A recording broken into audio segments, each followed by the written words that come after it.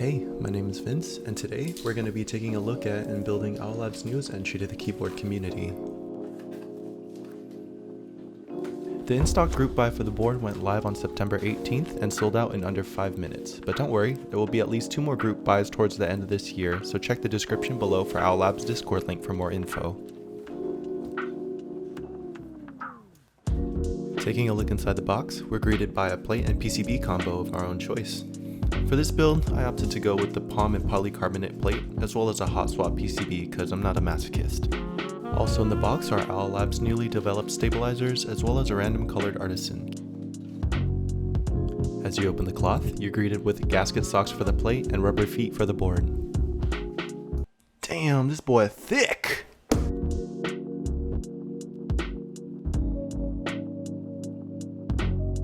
Gotta say, this is the sexiest rectangle I've ever seen.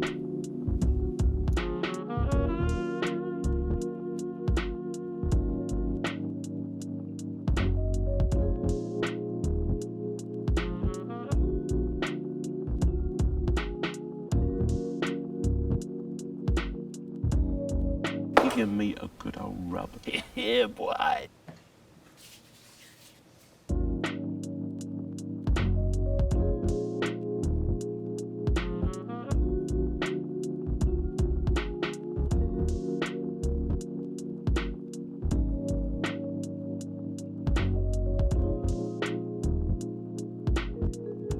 This is a handheld lube station from a new up-and-coming company called FatCat. It's super sleek and minimal and allows you to lube up to 5 switches at a time, but more on that later.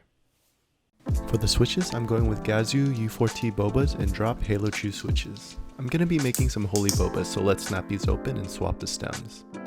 All we really want are the Halo True stems and the U4T housing. Now we just snap the bottom housings into the lube station and they just stay in really nice and snug.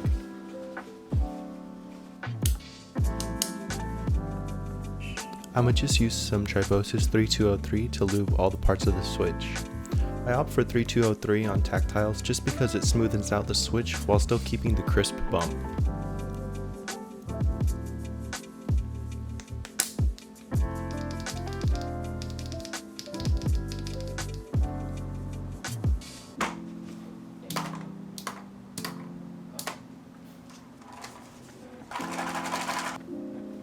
These are the highly anticipated OwlStabs.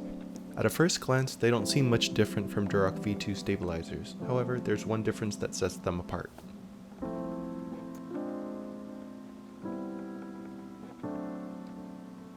OwLabs used a material they called liquid metal to create their stabilizer wires. It's most likely a metal alloy with great elastic properties, which is supposed to eliminate all the tick from the stabilizers, however, that's not always the case. In my personal experience, the shorter stabilizers worked perfectly, however the spacebar stabilizers still had some noticeable ticking. To lube the stabilizers, I used Krytox 205G0 as it's a thicker lube which helps reduce some of the ticking.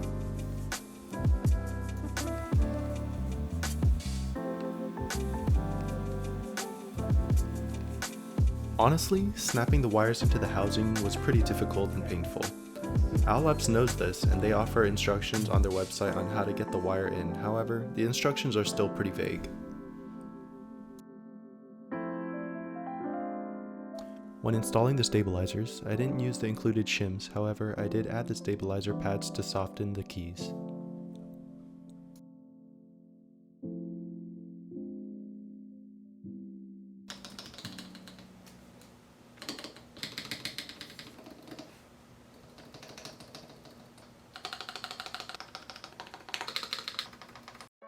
Alright, let's get this bad boy together.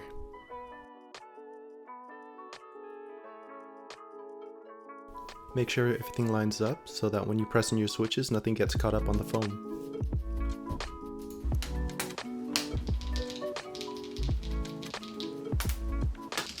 I don't know why there's spoons.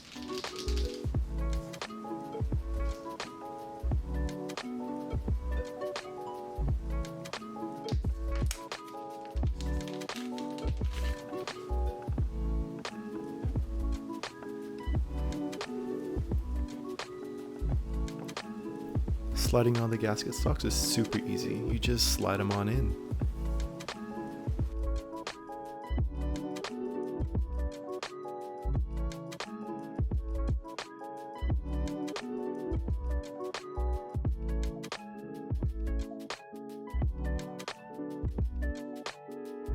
To open up the case, you're going to want to use a hex key to undo this 8 screws.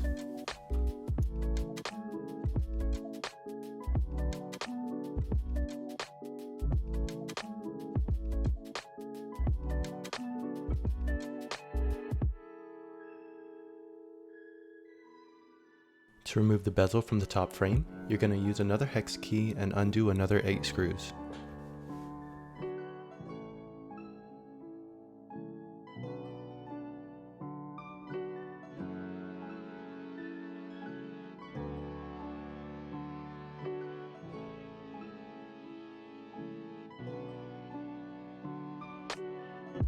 The plate and PCB combo just drops into the top case and gets sandwiched by that bezel. The bezel only fits in one way, so be careful when putting it in as to not scratch the case.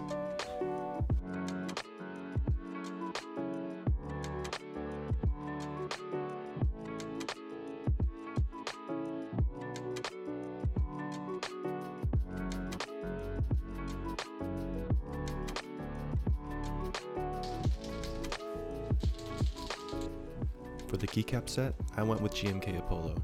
I've had my eyes on this set since I got into the hobby, and so when they popped up on Mech Market, I had to sell a couple organs, but it was so worth it.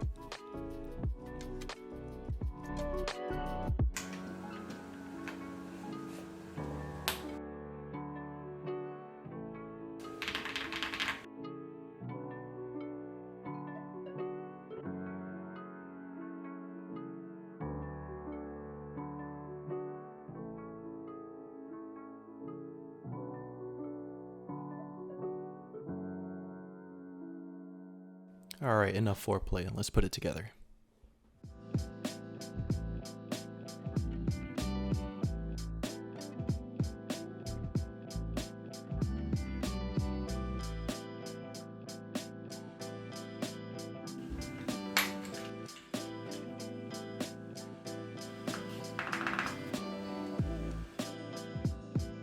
Let's get rid of this.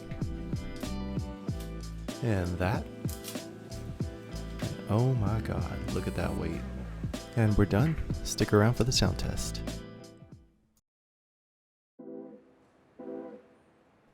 Building and using the Mr.Suit TKL was probably the best experience I've had so far during my time in this hobby.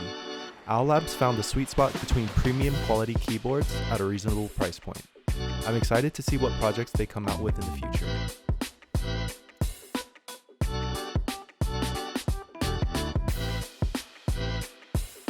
Let's talk about the Artisan keycap real quick.